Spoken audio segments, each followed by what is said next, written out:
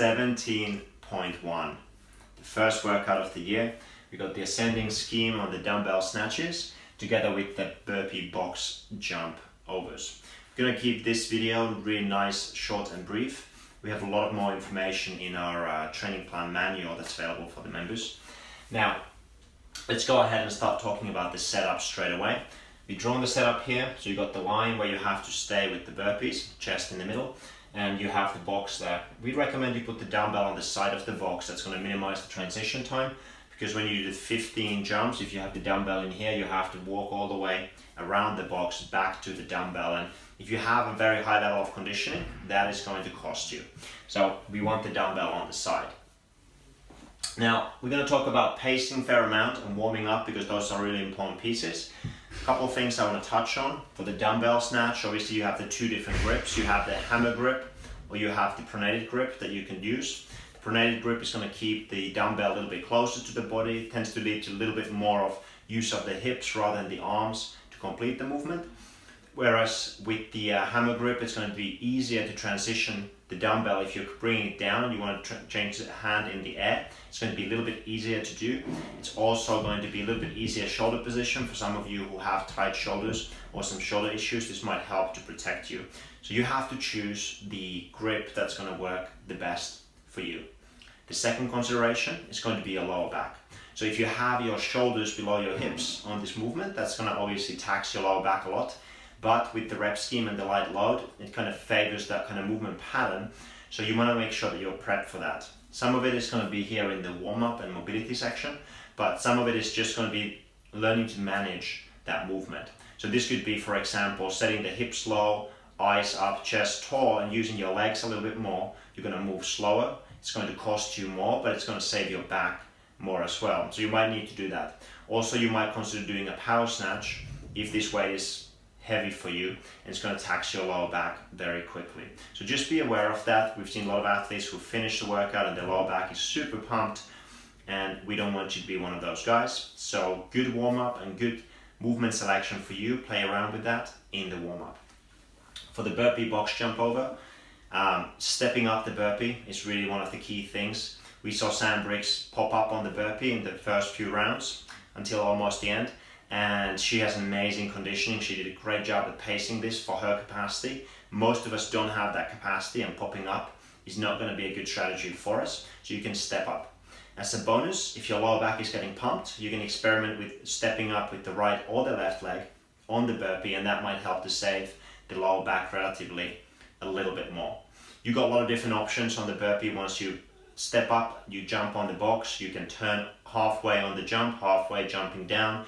You can turn on the box, you can jump all the way over the box and turn. You have to experiment with the best style for yourself. For both of these movements, the dumbbell snatch and the burpee box jump over, really the key is to keep moving. You need to find a consistent pace. You need to find a way to breathe through the movements. It's a big aerobic power piece, so you need to make sure you're breathing. So you need to be able to breathe through the movement. So you need to find that pace and rhythm that allows you to do that in the best technique for yourself. There's quite a few options there, and really it comes down to what you've practiced. If you looked at the update show, you looked at the announcement, and you saw Patrick Vellner do the low box jump, that's going to tax your quads more, might be a little bit easier metabolically, versus the higher box jump that Brent Fikowski did very well, and that might be a better option if you're a taller athlete or you're very springy. It might help to save those legs a little bit more. So again, a lot of options in that movement. Let's talk about pacing. You can think of this as two separate workouts. You got the workout from 10 to 30, and then you got the workout from 40 to 50. Essentially, this is where things are gonna get real. You're gonna go probably fast on that first round, so aim for a fast and smooth execution on that one. You're hot off the gates, that's normal, you got adrenaline going on, and it's only 10 dumbbell snatches, so it's pretty easy, probably. The next one, it's really about settling into the rhythm. So round 2, you start to settle into your rhythm. It has to be fast, you have to be close to your threshold, and you have to be able to stay there. The third one, just maintain that pace you established on the second round. Not quite as fast as on the first one, should be about the same as in here. And then make sure you breathe to stay ahead. It's very easy to feel confident still on that third round, And then when you get to that fourth round, this is where things are going to get real. This is where the second part of the workout is actually going to start. We saw consistently on the announcement show and with the athletes that have done the workout that the fourth round is where they start to drop off, especially on the burpee box jump over. The pace easily will slow down too much. And the only athlete we've really seen to maintain that was Sam Briggs on that announcement show. She dropped only by 3 seconds from her average time here. That's pretty incredible conditioning.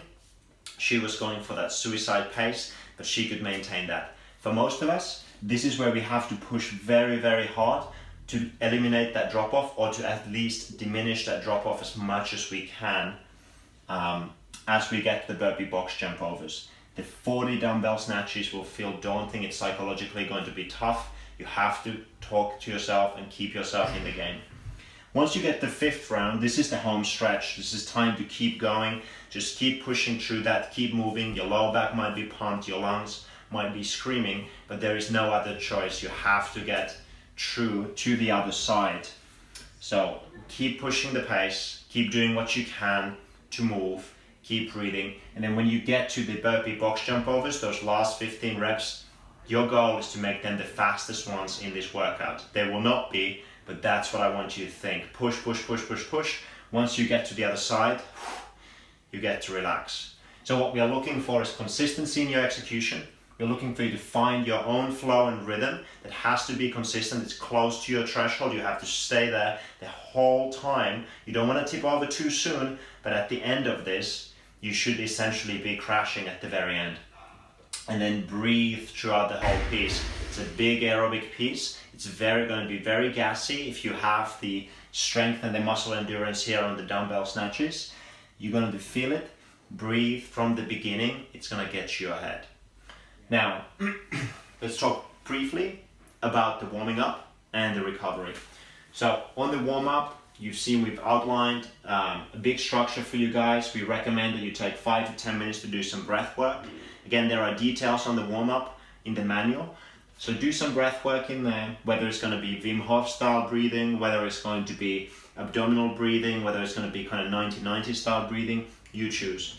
You're going to do a long aerobic warm-up, or relatively long, 10 to 15 minutes. Some of that time should be spent on the rower to make sure that you get those tissues on the lower back and the hips and the arms warm. It's a similar movement pattern to the dumbbell snatch. And then we're going to do some intervals. This could be, for example, on the rower, you're going to go 1 to 3 sets of 3 intervals, 30 seconds hard, 30 seconds easy. And one of the things you could do is go on the rower, don't put the straps on, go relatively hard, get up and go straight to doing some single unders, so you get to practice that transition, get to prep the system for the transition, and you're going to get those calves nicely warmed up for the burpee box jump overs.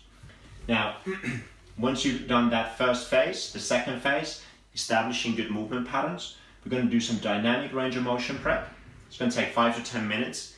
Keep it active, keep it dynamic, such as you could do something like a movement flow, for example, making sure that you open up your hips, you open up your shoulders, you open up your upper back, and make sure that your grip is nice and warm. We also want to make sure that you get some blood flow, especially into your lower back, into your forearms, your shoulders, and the glute area to prep that system. And then finally, spend some time on the movement specific prep. So you want to make sure that you do maybe some strict pressing, some push pressing with the dumbbell, then focus on the movement mechanics, both on the way up and down, or with the dumbbell snatch, and then establish a good technique for yourself. This is the time where you get to experiment those different grips, etc. Make sure you integrate breathing into that. And then on the final piece, going to spend a little more time on just finding your pace. So maybe some kind of an EMOM where you're going to do few dumbbell snatches on 1 minute, few burpee box jump overs on the other minute, and you go back and forth a couple times just to try to establish what kind of a rhythm would be good for me. Then you can test that pace by doing a short AMRAP of just maybe 1 minute with those 2 movements, maybe a low rep scheme like 6 and 4 repetitions, and repeat that a few times with nice rest in between. And then if you're happy with everything that in here, final touches, make sure your judge is ready, everything's set, the camera's rolling, and then it's time to rock and roll. If you look here on the timings, this is a long warm-up. We're saying, hey, take at least 40 minutes to get ready, and this is going to pay off. You're going to prep the range of motion, get the blood flow, get the engine going. This is going to be really essential for your success here. So please don't rush into this piece. Take the time to warm up. When you finish the workout, finally, the recovery is really important. If your back is really pumped and you're going to lie on your back, that it's going to probably actually make it much worse, as your muscles will relax slightly. As you get up, you might get a cramp in those lower back muscles, into your QL or to erectors. So we don't want you to lie on your back when you finish. You're much better off lying on your side or on your front, but mostly we want you to get up as soon as possible when you finish and start moving, okay? If you need some lower back first aid, go to Mobility Watt, for example, and look at some of the tricks from there on how to relieve your lower back. But get moving as soon as you can, and then once you've moved around a little bit and you feel a little more normal, then it's time to jump on the assault bike or on the row. If you go on the row, make sure your back is not completely toasted and go with the very low damper setting, and you're just gonna go through the motions for about 10 minutes. Low heart rate, you're just flushing the system, and make sure that you're breathing well as you do that. Then it's time to reestablish range of motion, do some movement flows. Maybe you're going to do some more breath work that will be appropriate at this point. Again, make sure if you lie on your back that your back does not cramp up. And then at this point, once you've cooled down the system, now you can go for your recovery shake or your recovery meal and start to really get yourself ready for that potential second go.